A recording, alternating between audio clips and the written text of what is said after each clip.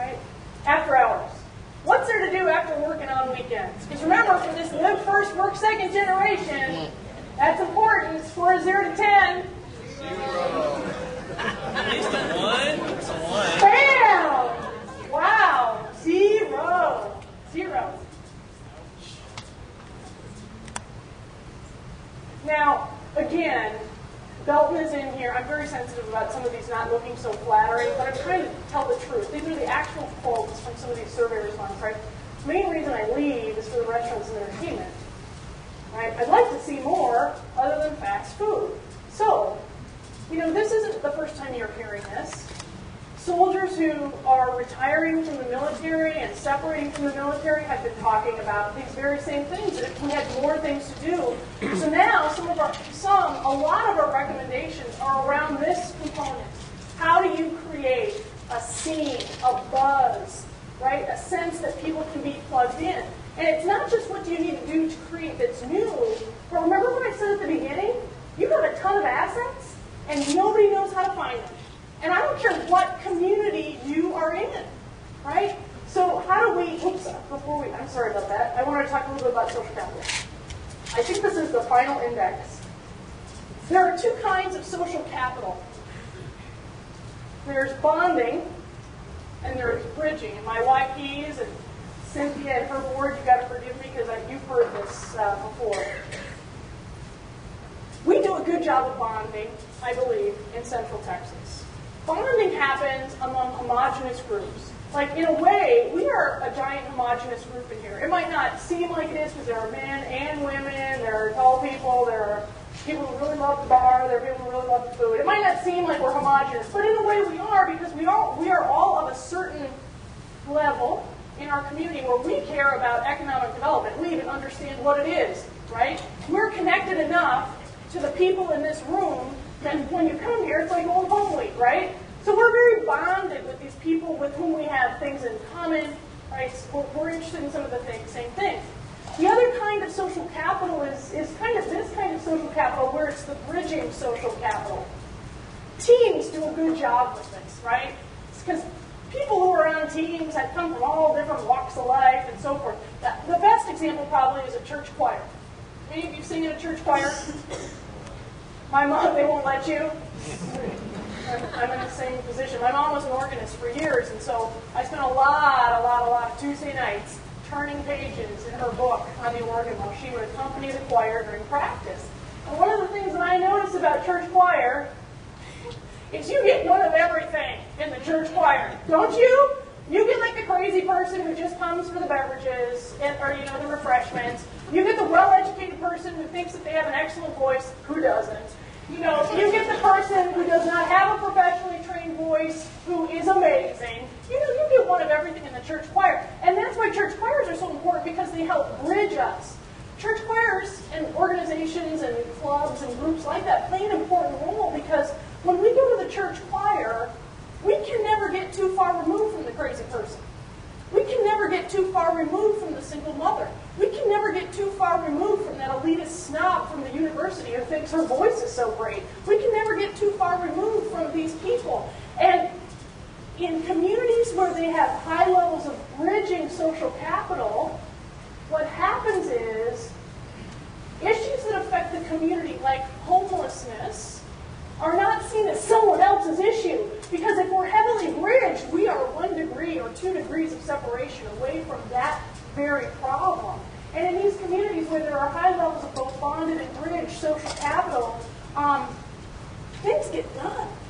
Stuff gets done.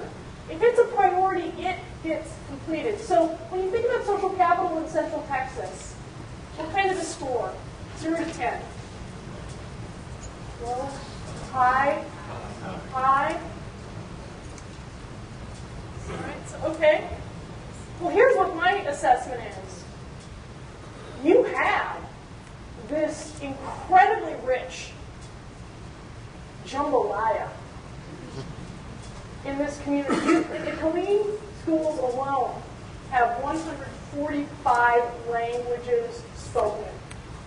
And here's the disconnect around social capital. When I was at Fort Hood last week, and we were meeting with the group that onboards the spouses of the enlisted soldiers.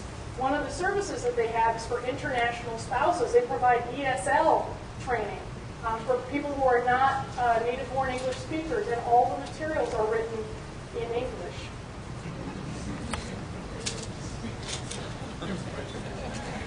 So, and this is not to shame anyone.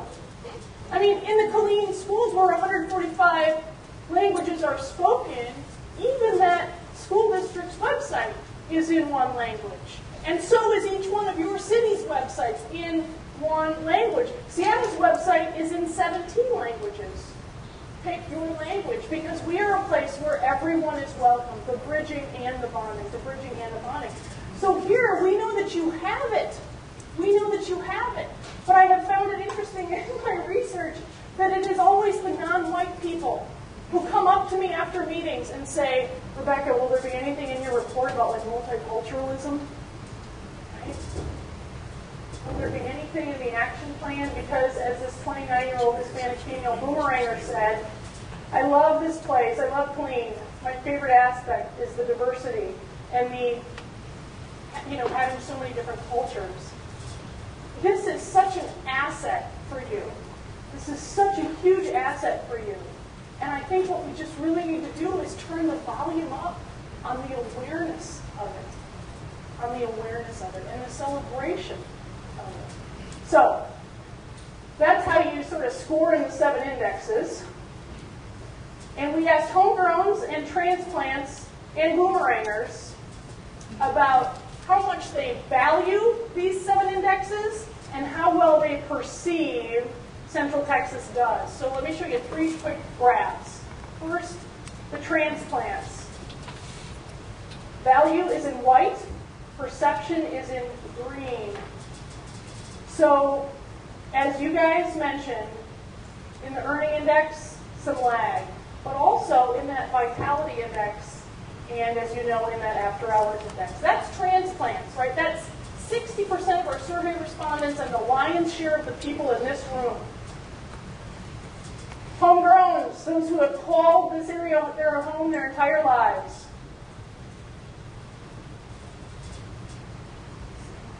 Same 3. Isn't that interesting? Sometimes what we see in other communities is the homegrowns are like super duper down on the community, and it's the transplants and the boomerangers who love it. Because they come to it with fresh eyes and they say, well, you don't even realize all that you have here. And what you're going to notice with this 3rd graph is your boomerangers have some of the lowest levels of correlation between their value in white and their perception in green. Now what this tells me is that our recommendations for improvement as it relates to attracting and retaining the next generation need to fall into these 3 buckets, right? The earning index, the vitality index, and the after hours index.